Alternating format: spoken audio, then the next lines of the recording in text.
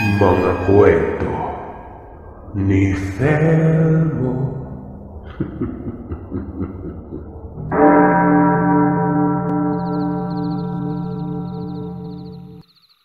Dekada 80. Balete, Aklan. Mapagpalang araw po mga kagiliw. Tawagin niyo na lamang po akong Tarot. Kasalukuyang nasa Mindoro kasama ng aking pamilya at tahimik na namumuhay. Sa panahong nabanggit, 17 taong gulang pa lamang ako. Kasagsagan ito ng paggagapas namin ng mga niyog sa aming lupain para gawing kopra. Kasama ko noon ang Tiyo Abing. Si Tatay Simon kasi umuwi kaagad dahil may pupunta nitong okasyon. Naimbitahan ng tatay sa isang binyag para gawin itong ninong. Ang pagkokopra, isa ito sa ikinabubuhay namin. Maliban pa diyan, may maliit kaming sakahan at may mga tanim itong palay. Si Nanay Karing ay abala naman sa pagtitinda malapit sa bayan. Kasama niya ang tiya ko na siya namang asawa ni Tiyo Abing. May kapatid ako, 2 babae. Pero may sarili ng pamilya nun. Yung isa pa nga ay kakakasal pa lamang kamakailan. Para maging malinaw sa isip niyo ang lugar. Tutal, dito din naman naganap ang halos kabuuan ng kwento. Ipapaliwanag ko sa inyo. Bali, sakahan lang yon na napapalibutan ng napakaraming puno ng niyog. Ang iba doon ay sakop na ng ibang lupain. Hindi may pagkakaila na magkakalayo talaga ang mga kapitbahay namin na yon. Ang lupain namin na may palay, malayo ito. Lalakarin siguro ng 20 minutos. Ang tahanan naman namin noon, simple lang pero malaki. Isang palapag pero ang 2 silid ay naangat ng bahagya. Bali, inabunuhan lamang yon para iwas baha na rin. Madalas kasing binabaha ang lugar, lalo na kapag walang humpay ang ulan. Ang pinakamalapit na kapitbahay namin noon ay ang tirahan ng maglolang si Lorena at Manang Carmen. Sa mga sandaling yon, tanghali na. Kahit pa abala ako noon ay nagagawa ko pa ring pumuslit sa bahay nila Lorena. Aminin ko, nabibighani kasi talaga ako sa dalaga nun. Sus Ginoo, sobrang alindog niya. May magandang itsura. Basta, ibang-iba ang nararamdaman ko sa katawan kapag nakikita ko siya. Sa mga lalaki dyan, alam kong may nakaka-relate dito. Minsan pa nga, sinisilip ko Langya talagang buhay ito. Sumisimple ako ng tambay sa kanilang kamalig. Ito namang si Lorena, hindi suplada. Kumbaga palangiti, na siya namang nagpapalambot ng tuhod ko noon. Natutuwa ako at para bang nabubuo sa isip ko noon ang magandang hinaharap.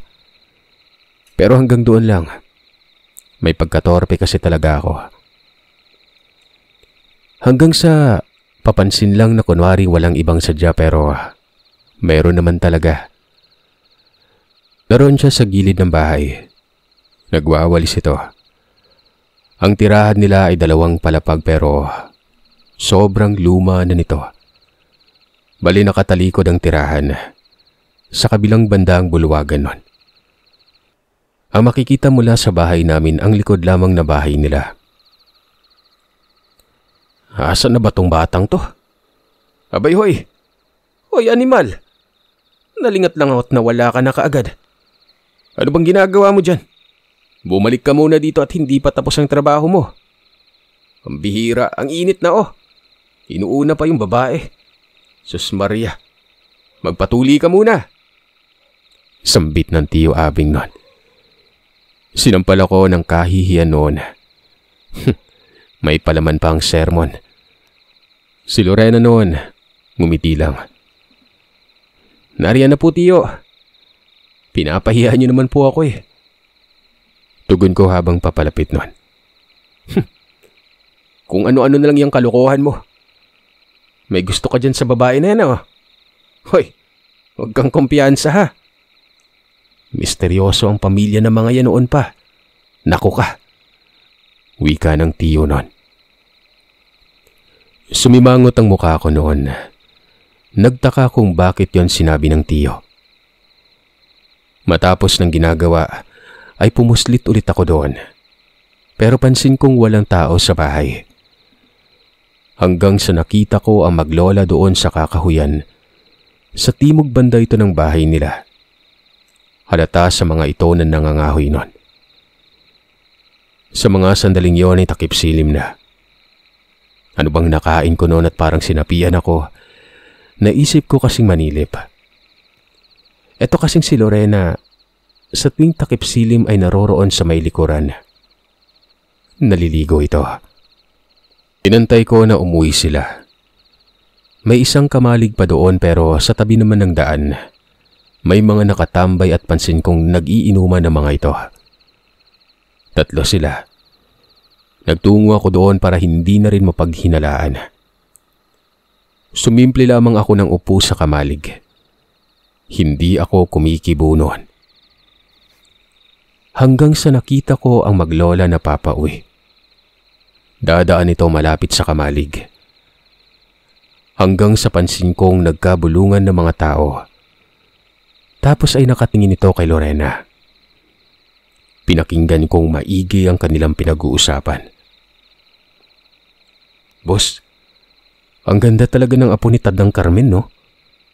Teka, nasaan ba yung magulang ng dalagang yan? Hindi ko alam, boss eh. Ayon sa narinig ko, namatay na daw yung tatay niyan. Sa Negros daw yun. Pero yung nanay niya nagtataka ako kung bakit lumisan. Hindi na bumalik eh. At yung matandang yan na yung nagpalaki sa kanya. Huy, hinaan niyo lang yung boses niyo. Para kayong mga baliw.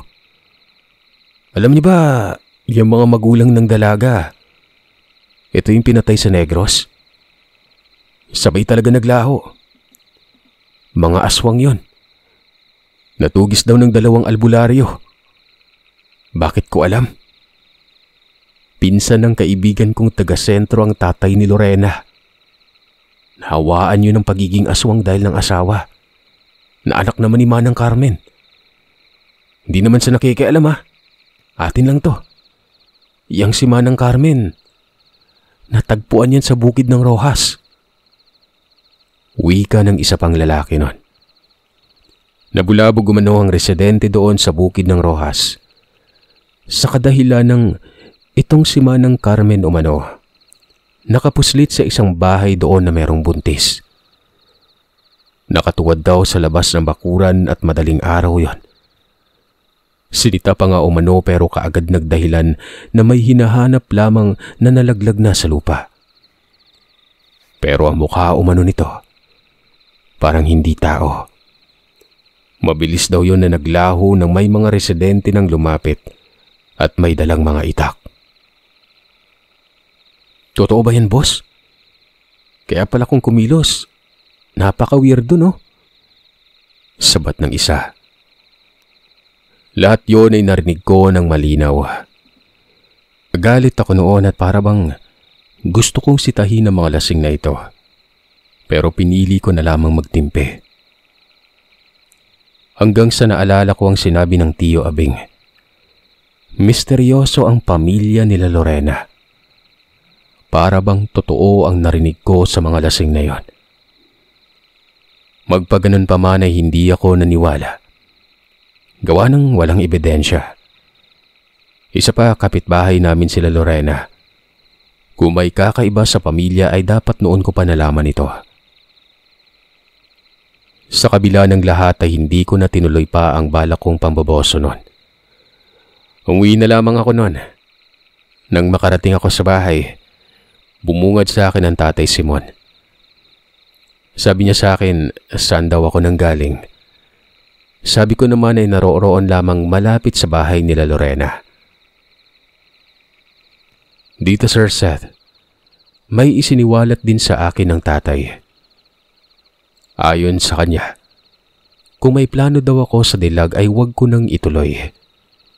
Delikado o mano ang pamilya nito. Totoo daw ang sinabi ni Tio Abing. Nagsumbong kasi ito sa kanya at yun, nalaman ng tatay ang pagpuslit ko sa lugar. Pero hindi ako nakinig. Kagaya ng sinabi ko ay walang patunay. Hindi naman ako sumabat pa kay tatay. Tumango ako pero sinakyan ko lang talaga siya noon. Makalipas ang ilang araw, nakita ko si Lorena na lumabas ng bahay. Nakabihis ito at wari ko pa'y parang pupunta ng merkado. Ako noon, may pupuntahan ding lugar. Dadalawin ko kasi si nanay doon sa sentro, sa tindahan namin. Kaya yon, parang sinadya ng tadhana. Mabilis akong naglakad para maabutan si Lorena. Hanggang sa nagkasabay na kami. Yumuko si Lorena na animoy nahihiya ito. Ako naman ay hindi kumikibunon. Hindi ko alam ang sasabihin gawa ng umaapaw na noon ang kaba ko. Ilang saglit lang ay nagsalita si Lorena. Ano ba daw ang ginagawa ko noon? Sabi ko naman papunta din ako ng bayan. Nakikisabay lamang ako sa kanya.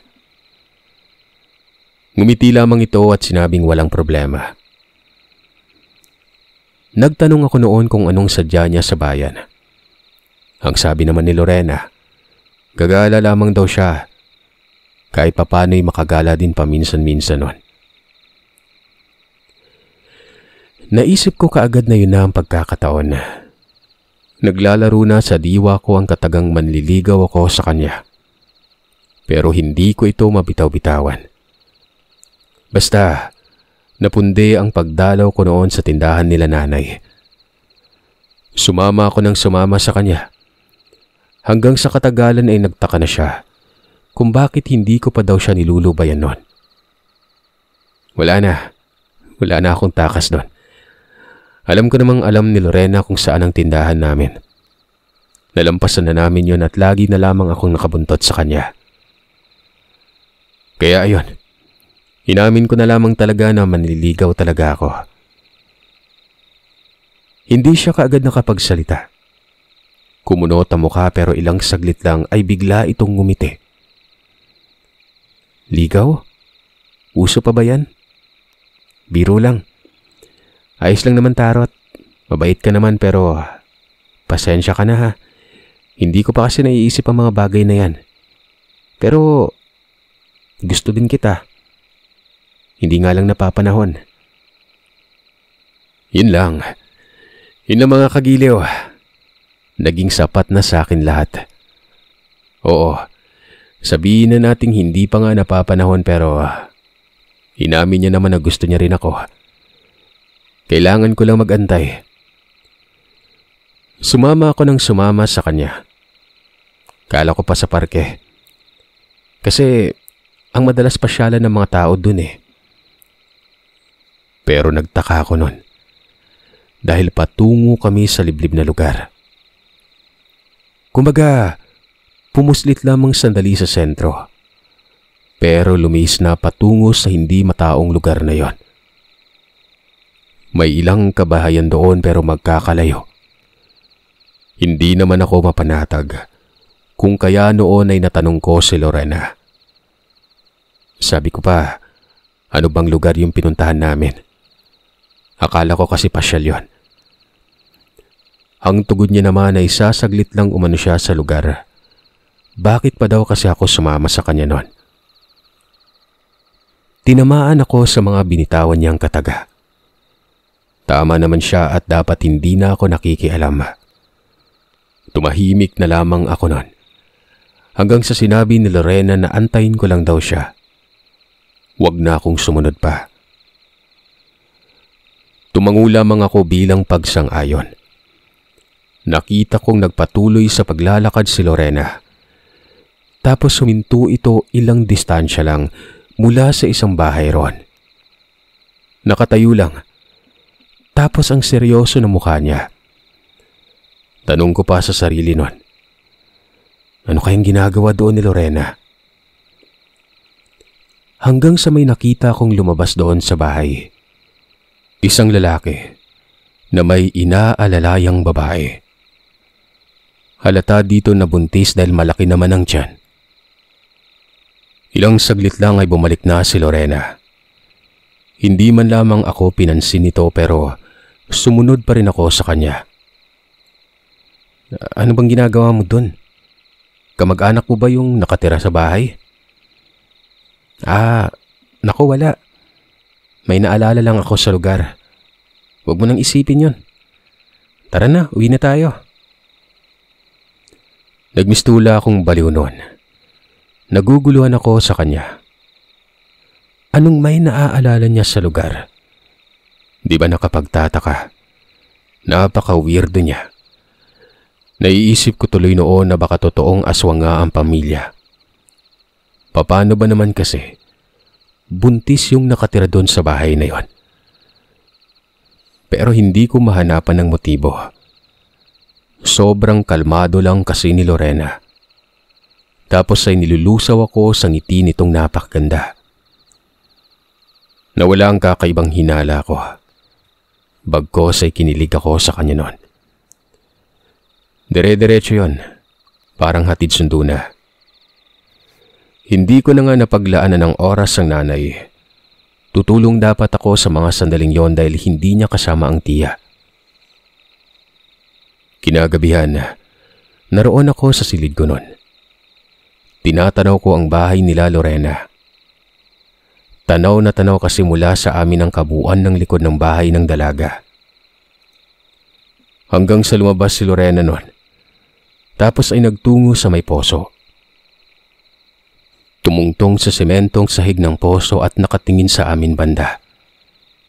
Sa akin mismo yon. Dahil kumaway pa. Ako naman noon ay kaagad lumabas ng bahay. Siguro makikipag-usap sa akin si Lorena. Yun kasi ang tumatakbo sa isipan ko noon. Hanggang sa nakarating ako sa likod ng bahay.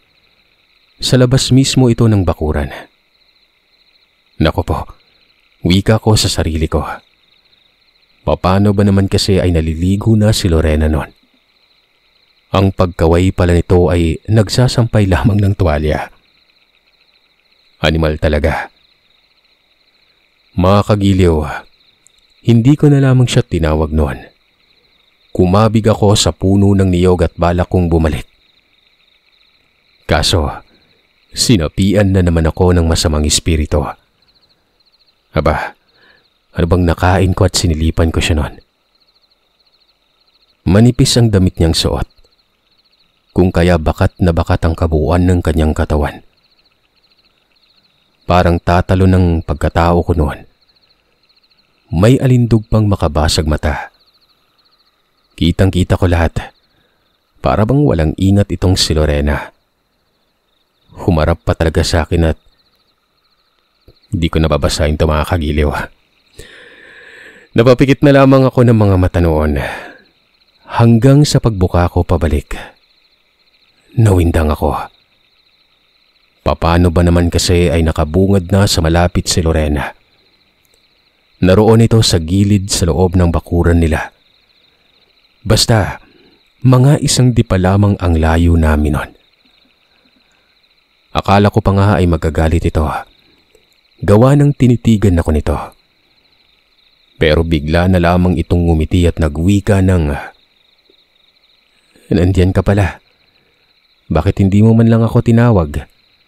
Huwag kang magtago dyan. Dito oh. Para ka namang takot eh. May nakakatakot ba sa mukha ko?" Tanong ni Lorena. Napangangan na lamang ako noon. Siyempre ang hirap namang hindi pa unlakan. Lumapit ako sa kanya. Kapag nagtago kasi ako ay talagang magiging masama ng imahe ko noon. Pero habang nangyayari yon ay iniiwasan kong igala ang paningin ko sa kabuuan ng kanyang katawan. Basta sa mga mata lang niya ako nakatitig noon. Baka kasi isiping manyakis ako. Kahit totoo naman talaga. Napakabango niya mga kagiliw. Nagtayuan lahat ng balahibo ko sa katawan. Nakadungaw siya sa bakuran at para bang gusto pa akong abutin nun. Kinakawayan kasi ako ni Lorena na waribay ng haharot. Naloko na talaga. Parang hindi na matinong babae ito, lalo nang kumuha pa ng isang baldeng tubig doon sa poso. At doon mismo sa harap ko nagpatuloy ng ligo. Para bang nang aakit ang hinayupak. Pinapahirapan ako nun. Kay mga lalaki, kapag kayo ang nasa sitwasyon ko, ano kayang gagawin nyo? Sige nga, paki-comment. Diba, lantaran na yun eh. Kung ang simpatyang yon ay pang-akit, aba, syempre iba nang ibig sabihin nun. May gusto talaga mangyari. Pero pinigilan ko ang sarili ko. Yumuko ako at sinabi kong uuwi na ako nun. Mamaya na. Hina mo naman oh. Bakit? Dadalaw ka ba ng ligaw dapat? O dito magkwentuhan tayo? Hindi na. Uwi na ako. Himatay na ako dito eh. Sus, kung wala na akong respeto, kinagat na kita. Anong sabi mo? Wala Lorena. Baka hinahanap na ako ni tatay eh. Sige, alis na ako. Ay nakong buhay mga kagiliw. Naisip ko noon na bukod sa weirdong tao itong si Lorena, para bang dumaan na sa isang relasyon. Kinukubli lang ito para isipin kong presko pa siya at hindi pa talaga handa nun. Mantakin niyo, gawain ba yun ng matinong babae? Pero hindi din naman gawain ng matinong lalaki yung ginawa ko. Pero iba talaga kapag babae na. Lumipas pa ang ilang araw, naging madalas na yung ginagawa ni Lorena. Yun bang inaakit niya talaga ako? Hindi lang sa tuwing maliligo siya, pati na rin sa kung aalis siya ng bahay. Kung makatitig sa akin ay nakakalusaw nun. Walang hiya talaga. Basta kinikilabutan ako. Hindi kinikilabutan na nakakatakot Bagkos ay kinikilabutan ang pagkalalaki ko. Kapag nangyayari yun ay para bang umaanib sa akin ng diablo. Hanggang sa isang gabi, hindi ako makatulog nun. Siguro mga 11:00 na yon. Napakainit. Hindi nga ako noon nagkumot eh. Tapos nakabrief lang ako. Kahit anong paypay ko ay talagang ang init, Sir Seth. Yun bang tila singaw sa lupa. Tapos may kakaiba pang amoy. Binuksan ko ang bintana. Nawala bahagya yung init. Pero lumala naman yung baho. Lumabas ako noon. Hinanap ko kung saan nanggagaling yung baho. Para bang dumi na bulok tapos may halong lansa. Wala naman akong nakita. Maliwanag naman sa labas dahil may ilaw. Kaso sa bulwagan lang. Nagtungo ako sa likod nun.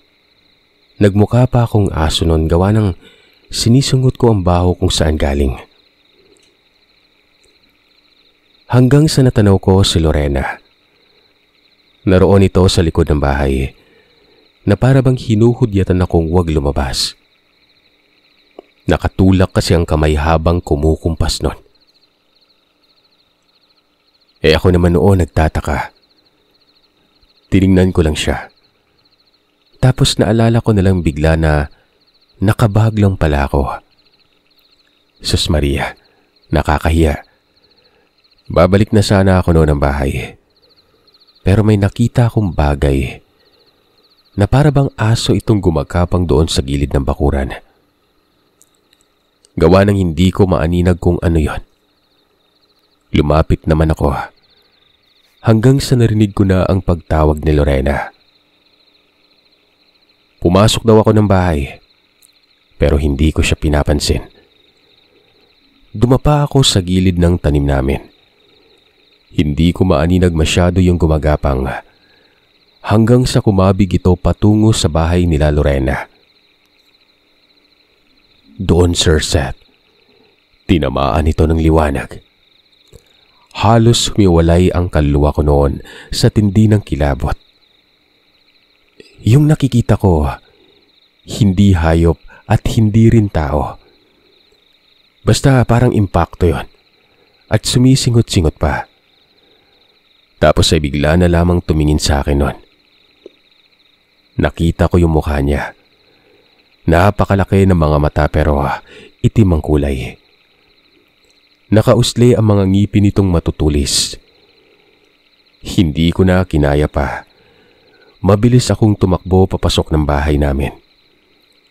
Nang makarating naman ako sa silid, sinipat ko sa bintana yon. Nakita kong umakyat ito ng niyog at nagpalipat-lipat hanggang sa naglaho. Ilang saglit lang ay narinig ko ang pagtawag ni Lorena.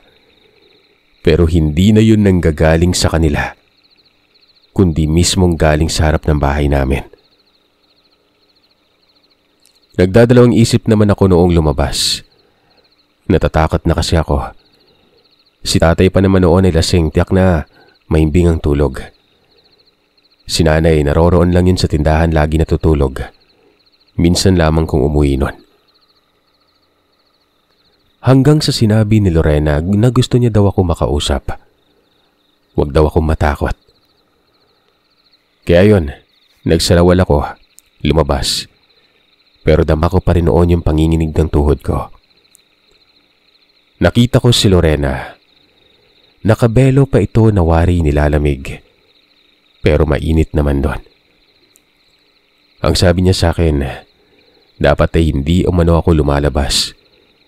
Kamuntikan umano akong saktan ng nilalang na yon. Nagtanong naman ako sa kanya kung ano yon. Aswang yon. Yun ang itsura ng aswang. Ano? Aswang? Tanong ko. Tumango si Lorena. Matagal na umano yung umaaligid sa lugar. Nakikita niya ito lagi na napapadaan umano sa koprahan namin. Doon ay para bang nagbago ang pananaw ko kay Lorena. Maging sa kung anong meron sa kanilang pamilya. Kung yon ang aswang, mali pala ang hinala ng mga tao. Hindi aswang si Lorena. Mahabang napag-usapan namin. At doon ko pa lamang siya napansing nagsalita ng matino. Yun bang lahat may punto? Hindi yung babalutin ang isip mo ng maraming katanungan. Diretsyong-diretso kasi pero nagtaka ako. Paano niyang nalaman ang aswang na umaaligid? Ayun yung natanong ko sa kanya. Ang sabi naman ni Lorena, madali lang daw malaman. Sa oras umano na makaramdam ng alinsangan na may kasamang kakaibang baho, may aswang daw sa labas. Ilang saglit lang ay nagpaalam na siyang umuwi nun. Nag-iwan pa ng katagang mag-iingat daw ako. Hindi naman noon ako nagsalita pa. Bumalik ako sa loob ng bahay. Sinipat ko si Lorena habang papauwi nun. Nakita kong sinalubong ito ng kanyang lola at wari ba'y pinagsasabihan ng dalaga. Pero hindi ko na pinagtuunan ng pansin yon. Basta inabot na lamang ng umaga, hindi ako nakatulog. Mabuti na lang at walang ipinagawa sa akin ng tatay. Umalis ito pagsapit ng umaga. Hindi ko alam kung saan nagtungo. Hindi naman kasi nagpaalam yon. Pero madalas, kapag umaalis ang tatay, pangungontrata ito ng hayop. Kumbaga, bumibili ng hayop ang tatay at binibenta niya naman ng mahal. Isa din yon sa pinagkakakitaan namin. Basta ako na lamang ang naiwan sa bahay nun. Pinuntahan ko ang bakuran kung saan dumaan yung aswang. May mga bakas ng hawing damo. Tapos may dugo pa. Pinili ko noong puntahan si Tio Abing. Medyo malayo ang bahay nila. Nasa kabilang baryo ito. Pero malalakad lang naman. Siguro mga 2 kilometro ang layo. Nang makarating ako sa kanila, sinabi kong may nagpakitang aswang kagabi. Sa mismong likod lamang ito ng bahay namin. Nagtanong naman si Tio kung paano ko nakita yon. Sabi ko sa kanya, lumabas ako ng bahay noon. Tapos ay pinaliwanag ko sa kanya na hindi aswang ang pamilya ni Lorena. Dahil kung aswang pa ang mga ito, hindi sana magpapakita, diba? Kaso habang nangyayari yon, naroroon din kasi si Lorena eh. Nakikita kong nag-iisip ng malalim ang Tio. Ilang saglit lang, sinabi niyang baka napadaan lamang umano. Hindi napadaan lang, Tio. Madalas daw yung nagmamasid sa lugar. Ito na rin yung base kay Lorena. Kinausap niya kasi ako. Ganun ba? Matapang na babae pala itong si Lorena, no? Eh, kapag nagparamdam ulit, huwag ka nang lumabas. Teka, sige. Pupuslit ako doon sa koprahan. Mananatili ako ng ilang araw. Tatapusin ko lang muna itong pagtatanim. Wika ng Tio. Umuwi na ako noon, pero nakasalubong ko naman si Lorena. Ang bilis ng lakad nito at halatang pababa na naman ang bayan. Tinawag ko siya. Tumango naman ito pero hindi huminto. Nagpatuloy lamang sa paglalakad. Kinahapunan ay bumalik si Lorena. Pumuslit ito sa amin at sobrang bigat na mukha nito. Umupo pa nga ito sa gilid ng bahay noon. Lumapit naman ako at nagtanong at ang sabi ko, anong problema? Ang tugon naman niya, patay na. Patay na, Tarot. Sino bang patay? Teka, kinakabahan ako. Kaanak ko ba? Tugon ko.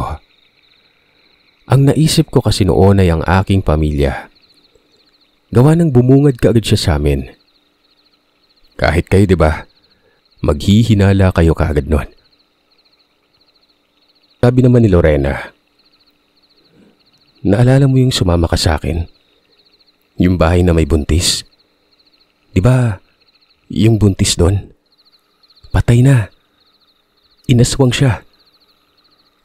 Hindi ako kaagad nakapagsalita nun. Gulong-gulo ang isip ko. Oo, ipagpalagay na lamang natin na matay nga pero pinatotohanan niya yon. Napaka-weirdo pakinggan, diba? Sobrang lungkot ni Lorena nun. Para bang malaki ang malasakit niya doon. Hanggang sa nagpatuloy siya sa pagsasalita. May inamin ito sa akin. Nanlaki ang mga mata ko noon ang sabihin niyang, siguro hindi nalingid sa kaalaman mo yung patungkol sa pamilya namin. Kung hindi ako nagkakamali, pinaghihinalaan kaming aswang.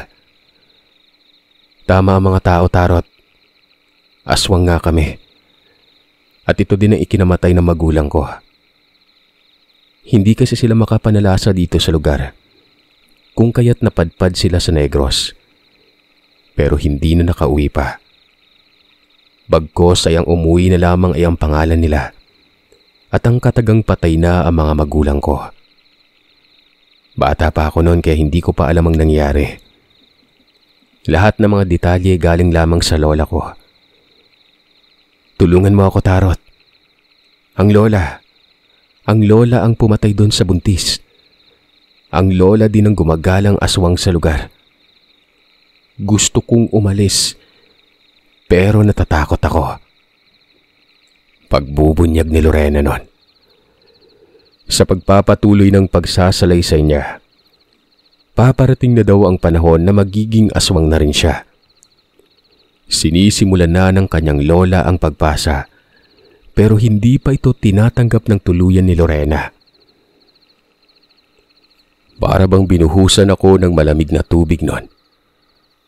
Yung tono pa ng pananalita niya, talagang nagmamakaawa. Kaya pala alam ni Lorena ang bahay ng buntis.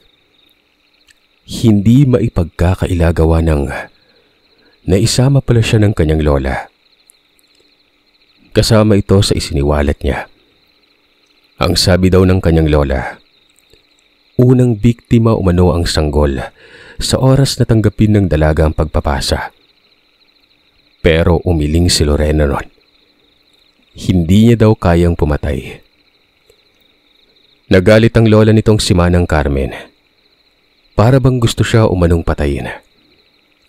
Ang pagtaliwas kasi sa pagpapasa, pagpapahiwatig ito na hindi pagsunod sa kanilang kultura. Kaya kung magkaganon man, alam niyang papatayin siya ng kanyang lola at naghahanap lamang ito ng pagkakataon.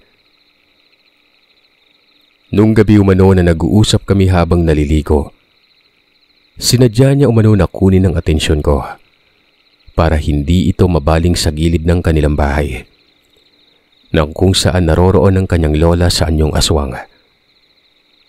Walang hiya. Kaya pala parang babaeng mababang lipad si Lorena nun. Nagkamali ako. Naawa ko sa kanya. Pero ang tanong ay, paano ko naman siya matutulungan?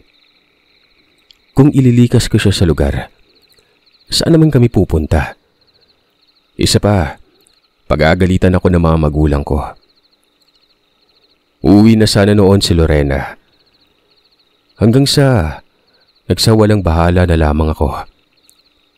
Sabi ko sa kanya, sa oras ding yon ay magbalot na siya. Aalis kaming dalawa. Dadalhin ko siya sa bahay ng tiyo tapos doon muna mananatili. Total, malayo-layo naman ang bahay ng tiyo nun. At tingin ko ay matapang na tao naman yon. Nabanggit nga nito na namatyagan niya umano ang aswang. Walang ano-ano'y mabilis na umuwi si Lorena.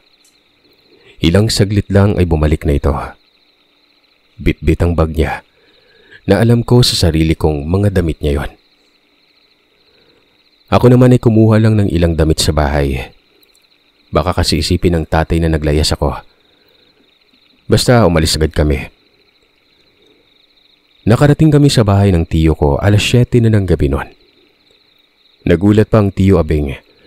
Ang sabi ay ano daw ba ang ginagawa naming dalawa. Para umanong magtatanan kami noon.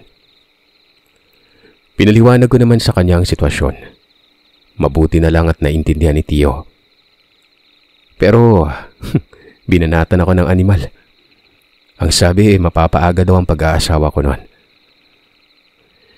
Magpaganon pa man, naging magaan ang loob ko noon. Hindi na mabigat ang problema. Nakaalis na si Lorena sa kanila. Ang problema lang noon, kapag bumisita ang lola nito. Pero ayon kay tiyo, siya na daw ang bahala. Doon ko palang nalaman ang tiyo Abing pala. May agod-agod. Yung agod-agod sa hindi nakakaalam, mutya yun. Ipinakita niya pa nga yun sa akin. Bilog na bato at kulay itim. May mga sinabi siya sa akin patungkol doon pero wala naman akong naintindihan. Literal, dahil wala naman akong alam sa mga bagay na yan. Maliban na lamang sa nakapagbibigay ito ng proteksyon. Ang bahay ni tiyo ay parang katulad lamang din ng sa amin, pero mas malaki lang ang bahay ng tiyo nun. Dahil malapad ito. 2 silid ang meron sa loob. Ang isa, pinagamit niya kay Lorena. Sabi pa sa akin ng tiyo, pwede daw naming gamitin ang silid na yon para sa pagtayo ng bagong pamilya. Total, ang mga anak niya naman umano, naroroon na sa Manila. Maghinay-hinay ka naman dyan, tiyo. At baka marinig ka pa ni Lorena. Nung una, ayaw mo sa kanya tapos ngayon pinagsasabong mo na kami. Abay, sayang din yung tarot. Maganda eh. Bagay naman kayo eh. Di ka nga lang naliligo. Tsaka tuli ka na ba? Langya talaga. Hindi na lang ako kumibo nun. Kapag pinatulan ko ang tiyo, puputaktin ako nito ng panunukso. Ayun, matapos naming makapag-usap ay nagpahinga na ang tiyo. Si Lorena ay naroroon na sa kabilang silid. Ako naman ay naglalatag ng banig sa sala. Ilang saglit lang ay tinawag naman ako ni Lorena. Bakit hindi na lamang daw kami magtabi nun? Para na rin hindi ako lamukin. May kulambo kasi doon at malaki yun. Ako naman, parang gusto kong pumayag pero pinairal ko pa rin ang respeto sa kanya. Dito na lang ako. Ayos lang, Lorena. Magpahinga ka na. Hindi na lang siya sumagot pagkatapos kong sabihin yon. Hanggang sa humiga na ako sa sala. Pero ang daming lamok talaga. Tsaka hindi ako makatulog noon. Naalala ko yung nakita kong aswang. Natatakot ako. Lalo na nang makarinig ako ng kakaibang tinig sa may labas. Kaagad akong tumayo at sumiksik doon sa pinaghihigaan ni Lorena. Nagulat pa ito sa akin noon. Ano man yung nangyari? Sabi ko, maraming lamok. Hindi ko natiis. Lamok lang naman pala eh. Ba't parang gusto mong pumasok sa katre? Wika ni Lorena noon. May katre kasi sa silid na yon.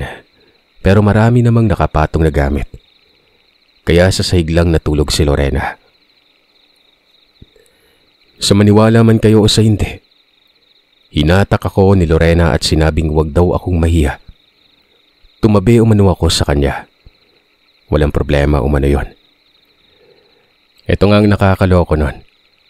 Mantakin nyo, nahilamos ko pa ng mukha ko yung, alam nyo na, yung malusog. Kaagad naman akong umatras tapos tumalikod. Mas hindi tuloy ako kampante doon sa tabi niya kesa sa sala.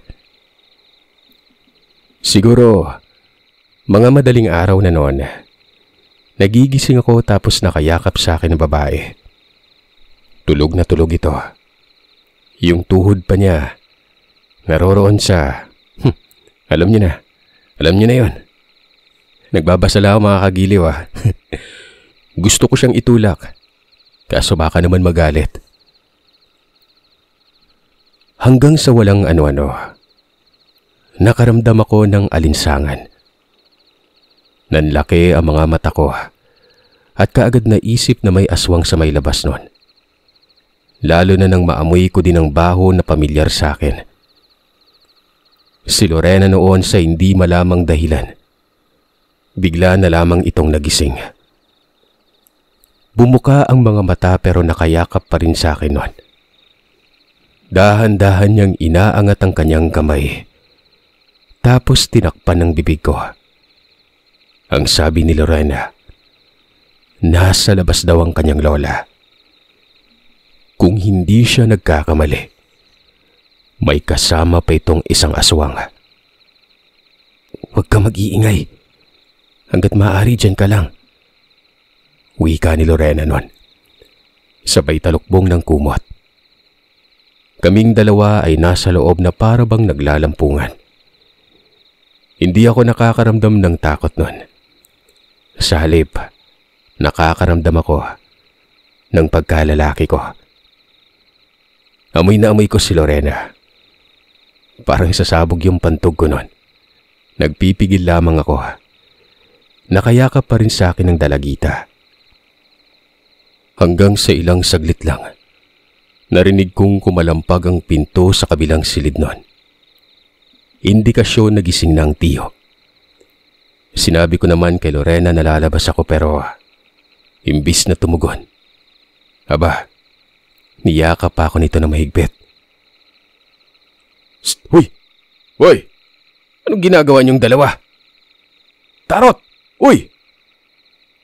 Tawag ni Tiyo sa bukana ng pinto ng silid. Kumawala na talaga ako noon. Nagtungo ako sa sala. Ang sabi ng Tiyo ay panagutan ko daw si Lorena. Ang sagot ko naman, paano ko pananagutan wala namang nangyari sa amin. Anong tawag mo doon? Hindi ako bulag O bueno, nandirito yung aswang sa paligid. Isara mo ng maigi yung bintana sa silid ni Lorena. Tapos kapag lumabas ako, isara mo din yung pintuan Mabilis akong tumangunon at kaagad tinungo ang bintana ng silid. Maigi ang pagkakasara nun kung kaya naging kampante na ako. Nang magsenyas ang Tiyo na lalabas na siya, Doon ay sumunod ako sa kanya. Sinara ko kaagad ang pintuan. Hindi ko alam kung anong nangyari sa labas. Basta si Lorena noon ay bumaba at naroon kaming dalawa sa may sala. Para bang mag-asawa. Nakahawak pa ito sa bisig ko. Tapos yung mukha niya ay balisang-balisanon. Ang sabi pa ni Lorena, papatayin umano siya ng kanyang lola. Hindi naman ako sumagot noon. Nagtungo ako sa kusina at tumuntong sa lamesa. May siwang kasi sa kisame nun. Pero hindi ko malinaw na nakikita ang labas. Kaya noon ay pumanhik na ako sa ibabaw. Si Lorena noon ay sinisita ako. Huwag daw akong magpapakita. Kayang gawin ng aswang ang imposible. At baka umano madisgrasya pa ako noon. Pero hindi ako nakinig sa kanya. Hanggang sa nakita ko ang tiyo noon. Kalmado lamang itong naglalakad sa gilid ng bahay. Tapos patungo sa masukal. Bit-bit nito ang 2x2 at isang itak. Hanggang sa bigla na lang nagkalabugan sa unahan. Doon ito sa kung saan nagtungo ang tiyo. Narinig ko pa noon ang boses ni tiyo na galit na galit at para bang merong kabunuan. Pero bigla na lang dumaing. Kung kaya naman nag-alala ako. Mabilis akong bumaba at kumuha na rin ng pamalo nun. Lumabas ako doon sa kusina. Si Lorena noon ay umiiyak na. Tinatawag ang pangalan ko. Ang sabi, parang awa ko na umano. Bumalik umano ako noon. Ang sabi ko naman sa kanya ay hindi ko pwedeng pabayaan ang tiyuhin ko. Pinasara ko sa kanya ang pintuan. Pero hindi yun sinara ni Lorena. Nakatingin lamang ito sa akin at panay ang pag-iyak. Tinungo ko si tiyo. Hindi ko na naririnig ang kalabugan. Hanggang sa makita ko ang tiyong nakatayo. Nakita kong may nakatumbang tao doon. Nasa gilid ito ng malaking puno ng buli. Sugatan yon. At nakita kong napakapangit na mukha niya. Sumambulat din sa akin ang mabahong amoy. Ang sabi ko kay tiyo, dalawa ang aswang. Tumango naman ito at sumagot ng, alam ko, yung matanda, nakatakas. Sino kaya yung isang to? Hoy! Tagasan ka? Wika ng tiyo nun. Pero hindi kumibo ang nilalang. Nakabaluktot ang katawan nito. Sapu-sapo ang leeg. May tama yun sa leeg. Hanggang sa ilang saglit lang, nagmakaawa ito na wag siyang papatayin. May pamilya umano siya at maliliit pa ang kanyang mga anak.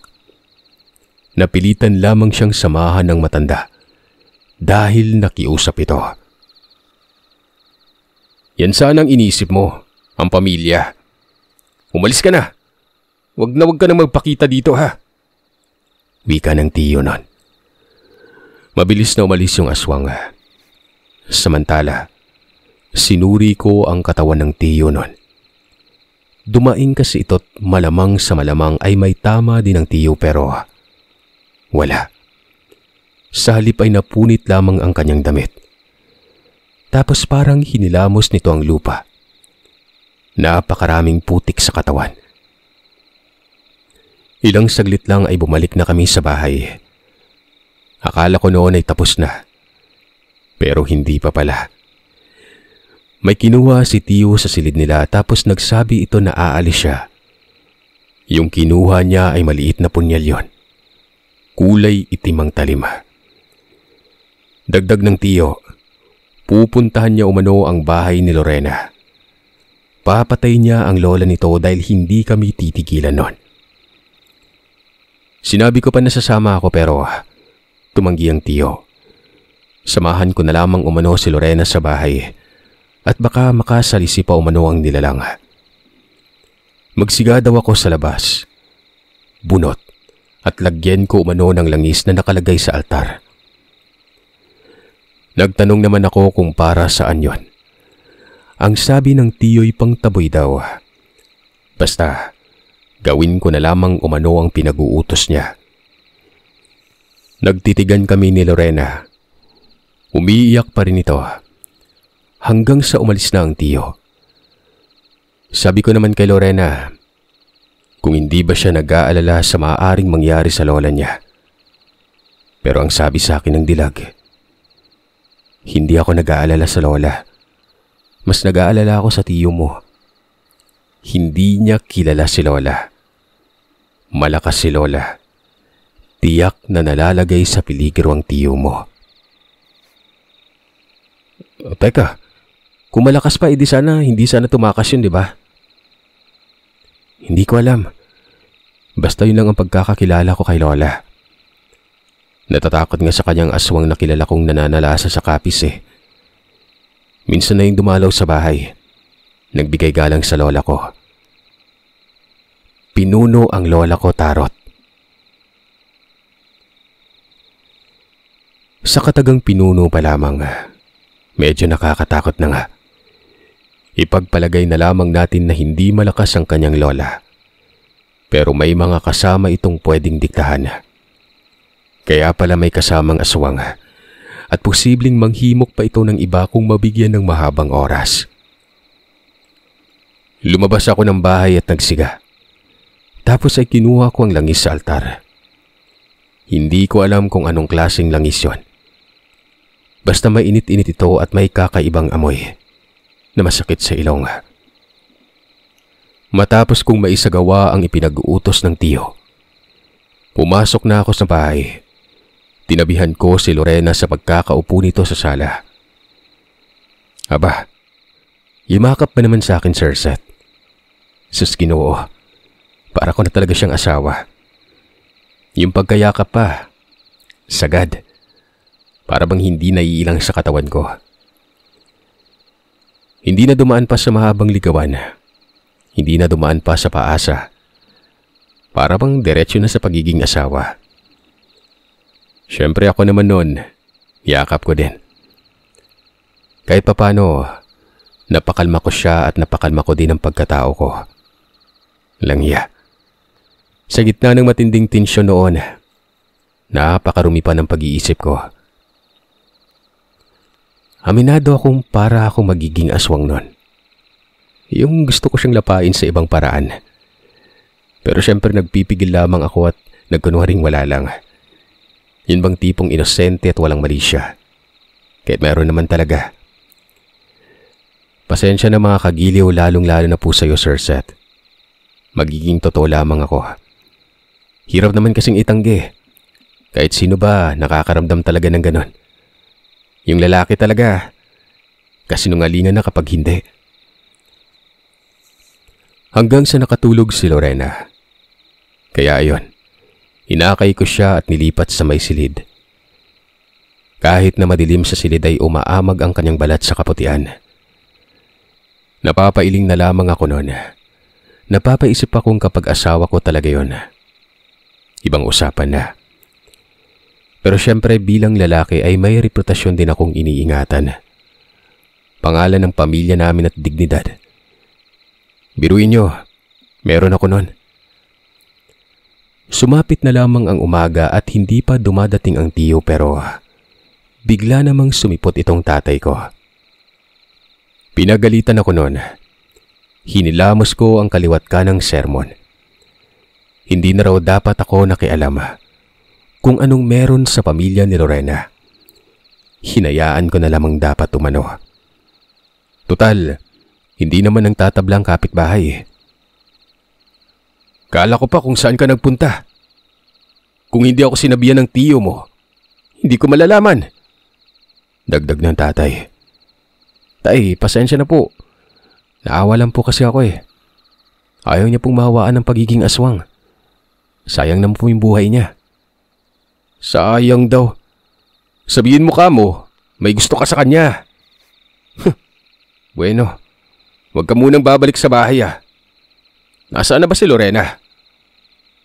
O Day, narinig mo naman siguro yung mga sinabi ko no? Dito lang kayo ha. Susundan ko si Abing. Teka sandali. Matapos makapagsalita ni Tatay Simon, pumasok ito sa loob ng bahay. Uminom ng tubig. Kinuha yung langis. Tapos may kung anong sinasabi na dasal nun na hindi ko maintindihan. Nagpahid lamang yun ng konting langis. Pagkatapos ay isinaoli niya yun sa altar. Nagtaka ako nun.